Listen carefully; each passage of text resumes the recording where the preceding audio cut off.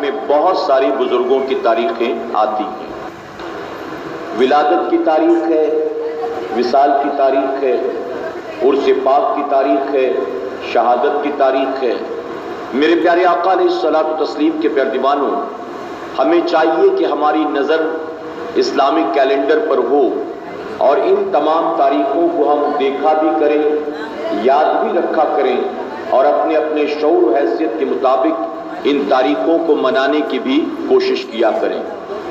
جیسے ہم جنوری، February, Monday, Tuesday, 8، 9، 10 یاد رکھتے ہیں، ایسے ہی ہمارے لیے ضروری ہے کہ ہم اپنے کیلنڈر پر نظر رکھیں اور یہ پتہ ہو ہمیں کہ کون سا مہینہ چل رہا ہے، کون سی ہجری ہے، کون سی تاریخ ہے، اور ساتھ ہی یہ تاریخ اپنے اندر کون سی تاریخ لیے ہوئے ہے۔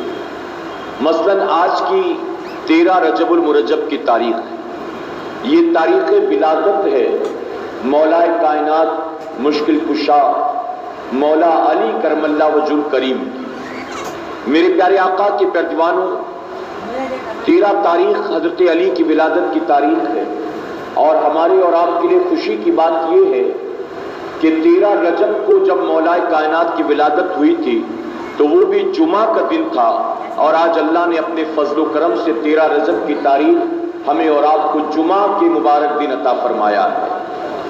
تو میرے پیارے آقا علیہ الصلوۃ والتسلیم کے پیارے دیوانوں، ان تاریخوں پر ہماری نظر ہونی چاہیے اور اپنے طور پر ان بزرگوں کی بارگاہ میں خراج عقیدت بھی پیش کرتے رہنا چاہیے۔ یاد رکھیں، ہم کسی بزرگ کا عرس مناتے ہیں، کسی بزرگ کی تاریخ ولادت مناتے ہیں، ہم کسی بزرگ کی بارگاہ میں حاضری دیتے ہیں، ان کے نام پر نظر و نیاز کا اہتمام کرتے ہیں، فاتحہ خوانی کرتے ہیں، لنگر کرتے ہیں، چادریں چڑھاتے ہیں، تو یہ سب کچھ کر کرا کے ہم ان پر کوئی احسان نہیں کرتے، بلکہ یہ سب کر کے خود ہم اپنی جان پر احسان کیا کرتے ہیں کہ یہ ساری چیزیں اللہ کے ولی سے محبت کا ثبوت ہے۔ اور حضور اکرم صلی اللہ علیہ وسلم نے 1450 سال پہلے فرمایا تھا، جو جس سے محبت کرے گا کل قیامت کے دن اس کو اسی کے ساتھ اٹھایا جائے گا۔ تو میرے پیارے آقا کے پیارے دیوانوں، گویا ان اللہ والوں کی محبت دنیا اور آخرت کی کامیابی کی ضمانت ہے۔ ان اللہ والوں کی محبت نجات کی اور جنت کی ضمانت ہے۔ تو ہمیں چاہیے کہ ان اللہ والوں کی تاریخوں کو ہم یاد رکھنے کی اور اسے منانے کی ضرور کوشش کیا کریں۔ ایک بات میں اور عرض کرتا ہوں، اور میں اکثر یہ کہتا ہوں کہ اگر ان بزرگوں کی تاریخوں کو ہم نے منانا چھوڑ دیا تو جانتے نتیجہ کیا ہوگا؟ دنیا اتنی تیزی کے ساتھ ترقی کر رہی ہے کہ اگر ہم نے ان اللہ والوں کی تاریخیں منانی چھوڑ دی، ان کے واقعات بیان کرنا، ان کا عرس پاک منانا، اپنی محفلوں میں ان کا ذکر کرنا ہم نے بند کر دیا، تو آنے والے 15، 20، 25، 30 سال کے بعد ہماری جو نیو جنریشن ہوگی اسے ان بزرگوں کے بارے میں پتہ بھی نہیں ہوگا کہ ان کا مرتبہ اور مقام کتنا بلند و بالا ہے۔ کیونکہ اب تو ٹک ٹاک والی جنریشن چل رہی ہے نا، اب تو پب جی والی جنریشن چل رہی ہے، اب تو وائی فائی اور انٹرنیٹ والی جنریشن چل رہی ہے۔ اب اس جنریشن سے آنے والے 15-20 سال کے بعد کیا توقع کی جا سکتی ہے؟ تو ہر ماں باپ کی ذمہ داری بنتی ہے، ہر گھر کے بڑے کی ذمہ داری بنتی ہے کہ اپنی آنے والی نسلوں تک یہ چیزیں منتقل کرنے کی کوشش کریں۔ میرے پیارے آقا کے پیارے دیوانوں، حضرت علی ان اولین میں سے ہیں کہ جن کی قربانیوں کی وجہ سے اللہ نے ہم تک اور آپ تک اسلام پہنچایا ہے۔ تو ہمیں چاہیے کہ ہم ان کو ضرور یاد رکھا کریں کہ انشاءاللہ جو لوگ صرف محبت علی کے دعوے کرتے ہیں وہ تو مولا کائنات کی ولادت بھی مناتے ہیں، شہادت بھی مناتے ہیں۔ وہ جنہوں نے اہل بیت اطہار کی محبتوں کے دعوے کیے اور اصحاب رسول کی گستاخی کی، بغاوت کی، وہ تو یہ دونوں تاریخیں یاد کرتے ہیں، بلکہ 12 اماموں کی تمام تاریخیں وہ اپنے اعتبار سے منایا کرتے ہیں۔ لیکن ہماری اکثریت کو یہ پتہ بھی نہیں ہوتا کہ حضرت علی کی ولادت کی تاریخ کون سی ہے اور آپ کی شہادت کی تاریخ کون سی ہے۔ میرے پیارے آقا کے پیارے دیوانوں، آپ دیکھیں، امام جعفر صادق کی نیاز ہم دھوم دھام سے کرتے ہیں، لیکن امام جعفر صادق کے والد جو ہیں سید امام محمد باقر ان کی تاریخ وصال 1 رجب ہے اور ہماری اکثریت کو پتہ ہی نہیں ہے.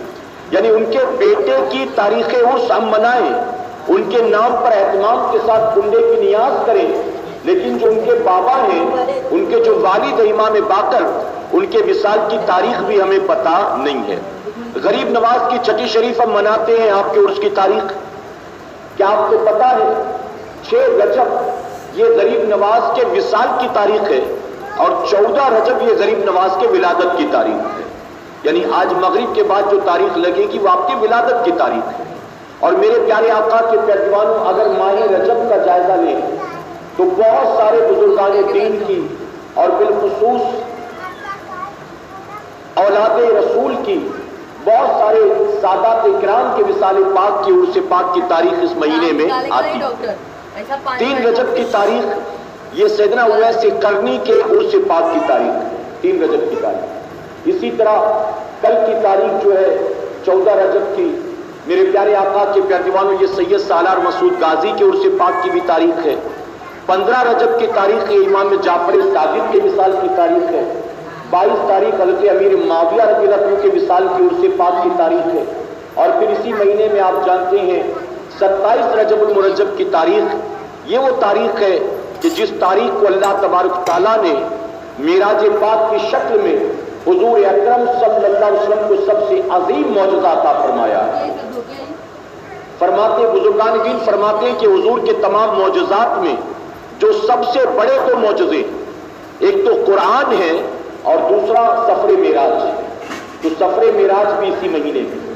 اسی طرح بعض لوگوں نے لکھا کہ جبرائیل علیہ السلام سب سے پہلی بار وحی الہی لے کر جو حاضر ہوئے تھے حضور کی بارگاہ میں، وہ بھی 27 رجب کی تاریخ. اسی طرح 27 تاریخ کو یہ وہی تاریخ ہے جب قیامت تک آنے والے مسلمانوں پر اللہ نے 5 وقت کی نماز کو فرض فرمایا. یعنی معراج کا تحفہ بھی 27 رجب ہی کو ملا ہے. اسی طرح خواجہ جنید بغدادی کی تاریخ وصال بھی 27 رجب ہے. تو بہت سی تاریخیں آتی ہیں. اللہ ہمیں ان بزرگوں کی تاریخیں وقتاً فوقتاً منانے کی توفیق عطا فرمائے اور ان کی بارگاہ میں اپنی محبتوں کا ثبوت دینے کی توفیق عطا فرمائے. میرے پیارے آقا علیہ الصلوۃ والتسلیم کے پیروانوں، آج کی تاریخ مولا کائنات مولا علی کرم اللہ وجہ الکریم کی ولادت کی تاریخ. آپ حسب و نسب کے اعتبار سے حضور اکرم صلی اللہ علیہ وسلم کے چچا زاد بھائی لگتے ہیں. آپ جناب عبد المطلب کے بیٹے جناب ابو طالب کے صاحبزادے جو حضور کے چچا تھے، سگے چچا تھے، ان کے بیٹے. اور میرے پیارے آقا کے پیروانوں، جناب عبد المطلب جب دنیا سے رخصت ہونے لگے تو آپ نے اپنے بیٹوں کو بلا کر کہا کہ اب میرے بعد میرا جو یہ پوتا ہے یعنی عبداللہ کے یتیم کی پرورش کون کرے گا؟ تو جتنے بھی چچا تھے آپ کے سب نے خواہش ظاہر کی کہ میں اس کو پالوں گا، میں اس کو اپنے پاس رکھوں گا. پھر فرمایا کہ قرآن اندازی کی گئی اور قرآن اندازی میں جس کا نام آیا وہ جناب ابو طالب تھے. یعنی حضور کے دادا کے انتقال کے بعد جناب ابو طالب نے حضور کی پرورش کی ہے، حضور کو اپنے ساتھ رکھا. میرے پیارے آقا علیہ الصلوۃ والتسلیم کے پیروانوں، یہ حضور کے سب سے شفیق، سب سے قریبی اور سب سے زیادہ محبت کرنے والے چچا ہیں جناب ابو طالب. ان کے بیٹے ہیں مولا کائنات مولا علی کرم اللہ وجہ الکریم. حضرت علی کی ولادت کے تعلق سے بہت سارے محدثین نے لکھا، بعض لوگوں نے اختلاف بھی کیا، لیکن اکثریت یہ لکھتی ہے کہ آپ کی ولادت جو ہے وہ خانہ کعبہ کے اندر ہوئی، خانہ کعبہ کے اندر. میرے پیارے آقا کے پیروانوں، فرمایا گیا کہ ہر سال 13، 14 اور 15 رجب کو زمانے جاہلیت میں بھی خانہ کعبہ کے دروازے کھول دیے جاتے تھے اور خانہ کعبہ میں ہر کسی خاص و عام کو آ کر عبادت کرنے کی اجازت ہوتی ہے. آج جیسے یہ پروٹوکول بن گیا ہے بادشاہوں کے لیے، وہاں کے سلطان کے لیے، یا کسی ملک کا وزیر آئے، پریسیڈنٹ آئے تو اس کے لیے یہ پروٹوکول، اس وقت ہر خاص و عام کے لیے 3 دن دروازے کھلے ہوئے. اب اس میں فرمایا گیا کہ 13 تاریخ یہ عورتوں کے لیے خاص ہوتا اور 14، 15 کو مردوں کے لیے. بعض لوگوں نے لکھا کہ 13، 14 کو عورتوں کے لیے اور 15 کو صرف مردوں کے لیے.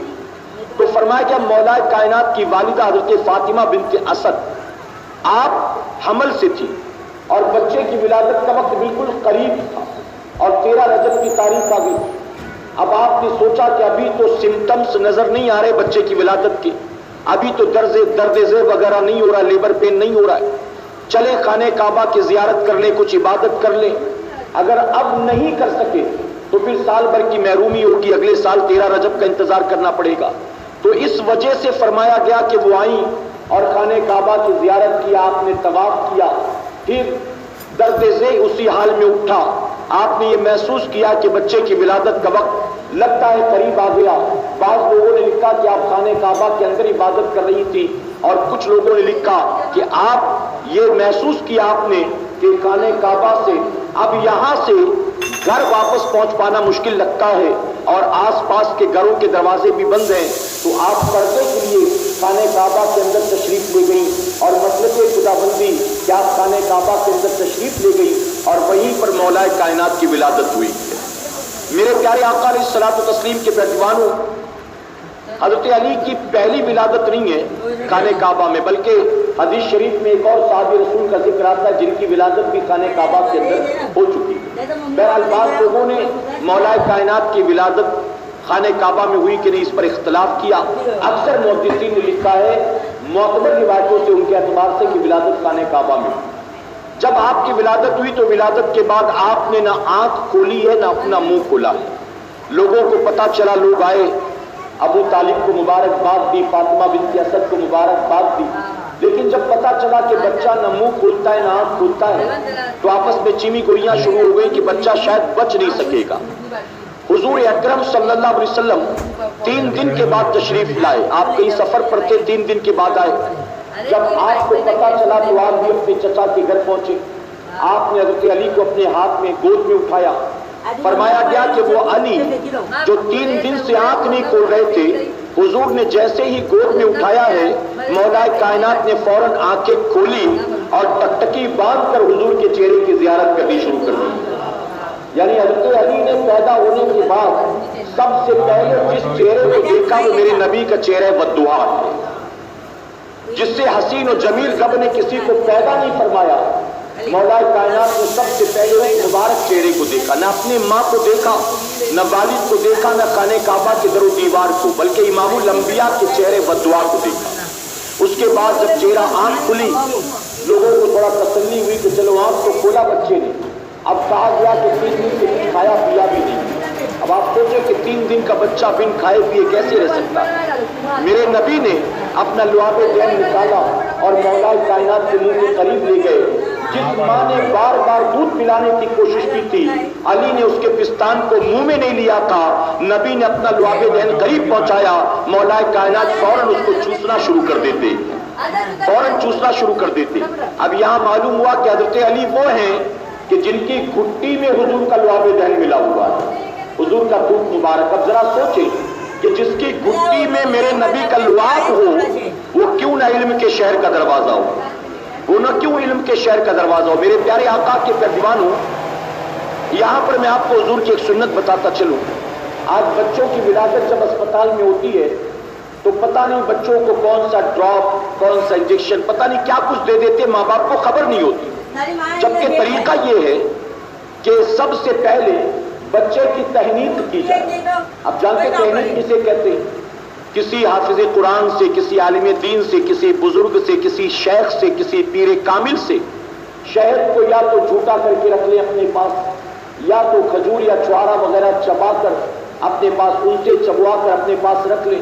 اور جب بچہ پیدا ہو تو سب سے پہلے اس کے منہ کے اندر اس نیک آدمی کی وہ جھوٹی چیز کو داخل کیا جائے. وہ اس کی گھٹی میں پہلی چیز حلق میں داخل ہو تو وہ تو جانتے فرمایا گیا کہ بچے کے حلق میں جو سب سے پہلی چیز اتاری جاتی ہے بچے کے اخلاق پر اس کا اثر ہوتا ہے، اس کے کردار پر اس کا اثر ہوتا ہے، اس کی پوری زندگی پر اس کا اثر ہوتا ہے. میرے پیارے آقا کے پہلوانوں، ہم نے اور آپ نے آج اس سنت مبارکہ کو ترک کر دیا الا ماشاءاللہ. تو ہمیں چاہیے کہ ہم پہلے سے اس کا انتظام رکھیں کہ انشاءاللہ. میں ایک اور بات بتا دوں آپ کو، بچے کی ولادت کے بعد جو کان میں اذان دیا جاتا ہے نا، یہ محض کوئی رسم نہیں ہے کہ یہ کچھ علماء نے، بزرگوں نے اپنی طرف سے بنا لیا، نہیں، بلکہ حدیث مبارکہ میں آتا ہے بچہ جب پیدا ہوتا ہے تو اسے پتہ نہیں ہوتا کہ میں مسلمان کے گھر پیدا ہوا ہوں کہ یہودی کے گھر پیدا ہوا کہ عیسائی کے گھر پیدا ہوا، آقا فرماتے ہر بچہ فطرت اسلام پر پیدا ہوتا ہے، اگرچہ کسی کے گھر پیدا ہو، یہ ان کے ماں باپ ہیں جو اس کو یہود و نصارہ اور مشرک بنایا کرتے ہیں۔ تو فرمایا گیا بچے کی ولادت کے بعد جب اس کے کان میں اذان کی آواز پہنچتی ہے تو بچہ اللہ کا شکر ادا کرتا ہے کہ مولا تیرا احسان ہے، میں کسی اور کے گھر نہیں بلکہ مسلمان کے گھر پیدا ہوا ہوں۔ لیکن میرے بھائی، میں معذرت کے ساتھ کہوں گا، ہم میں کتنے ہیں جنہوں نے خود اپنے بچوں کے کان میں اذان دی ہے؟ خود غور کریں، کتنے ہیں؟ اسپتالوں میں بچے کی ولادت کے بعد لوگ 2-3 دن تک انتظار کرتے رہتے، کوئی داڑھی والا آ جائے تو بچے کے کان میں اذان دلوا دو۔ اب 3 دن تک بچے کے کان میں پتہ نہیں کیسی کیسی آوازیں پہنچی ہوں گی۔ اسپتال کے قریب سے بارات نکلی تو ڈی جے بھی بج رہا ہوگا، وہ کان میں آواز پہنچی ہوگی کہ نہیں؟ اگر بتائیے کوئی غیر مسلم کا تہوار ہوگا اور وہ شنکھ گھنٹی بجاتے ہوئے چلے جائیں گے، بھجن کیرتن کرتے، تو وہ آواز بھی پہنچی ہوگی۔ اگر کیش کاؤنٹر پر کسی کا جھگڑا ہو گیا تو گالی گلوچ کی آواز بھی پہنچی ہوگی۔ پتہ نہیں کیسی کیسی نجس آوازیں، ناپاک آوازیں۔ 3 دن بچہ کنفیوز کہ پتہ نہیں کس کے گھر پیدا ہو گیا ہو، اب تک اذان ہی نہیں ہوئی۔ تو میرے پیارے آقا کے پیروانوں، ہر باپ کو چاہیے کہ جب بیوی حمل سے ہو، پریگننٹ ہو، پتہ چلے تو اس کو تیاری کر لینی چاہیے کہ میرے گھر بچہ پیدا ہوگا، نسل کو میرے آگے بڑھائے گا، نام میرا روشن کرے گا، صدقہ جاریہ میرے لیے بنے گا، باپ میں بنوں گا، مبارکباد میں لوں گا۔ تو اذان کان میں مسجد کا امام نہیں بلکہ میں خود اس کے کان میں اذان دوں گا۔ تو خود اپنے آپ کو اس لائق بنائیں۔ اور اذان میں کوئی 100-200 کلمات نہیں ہوتے جو یاد نہ ہو سکے۔ 9 مہینے کی پریگننسی ہے، اگر ہر مہینے 2 کلمہ بھی یاد کر لینا تو 9 مہینے میں 15 کلمے یاد ہو جائیں گے انشاءاللہ۔ بہت زیادہ نہیں ہوتے، فجر میں 17 ہوتے، باقی 15 ہوتے، تو یاد ہو سکتے کہ نہیں ہو سکتے؟ لیکن یاد نہیں، گانے یاد ہیں، فلمی نغمے یاد ہیں، ناچنے گانے والوں کا، کرکٹرز کا پورا بایو ڈیٹا یاد ہے کہ اس نے فلاں میچ میں کتنا بنایا تھا اور فلاں میچ میں کتنا بنایا تھا، سب یاد ہے۔ 2012 میں IPL کون جیتا تھا اور 2020 میں کون جیتا، سب یاد ہے۔ لیکن یاد نہیں تو اذان کے چند کلمات یاد نہیں ہیں۔ میرے پیارے آقا کے پیروانوں، تو تحنیق بھی آقا کی سنت اور اذان دینا بھی بچے کے کان میں حضور کی سنت اور ضروری، یہ ساری چیزیں جس پر عمل کرنا ہمارے اور آپ کے لیے ضروری۔ تو مولا کائنات کی گٹی میں حضور کا لعاب ذہن، میرے پیارے آقا کے پیروانوں، حضور نے جب آپ 6 یا 7 سال کے تھے آپ کو گود لے لیا، آپ نے حضور کو پروان چڑھایا، آپ نے حضور کی پرورش کی، آپ نے سیدنا سرکار مولا کائنات کو کی تعلیم و تربیت کا اہتمام حضور اکرم صلی اللہ علیہ وسلم نے فرمایا۔ میرے پیارے آقا کے پیروانوں، اور حضرت علی ہمیشہ جو ہے حضور کے ساتھ رہے۔ بہرحال یہ چند باتیں تھیں، چونکہ وقت بھی مکمل ہوا، اپنی گفتگو کو یہیں سمیٹتا ہوں۔ ان الفاظ پر اللہ تبارک تعالی ہمیں اور ہماری قیامت تک آنے والی نسلوں کو مولا کائنات سے محبت کی توفیق عطا فرمائے اور ان کے سچے پکے غلاموں میں شامل فرمائے۔ اللہ ہمیں آل رسول، اصحاب رسول سے سچی پکی محبتوں کی توفیق عطا فرمائے۔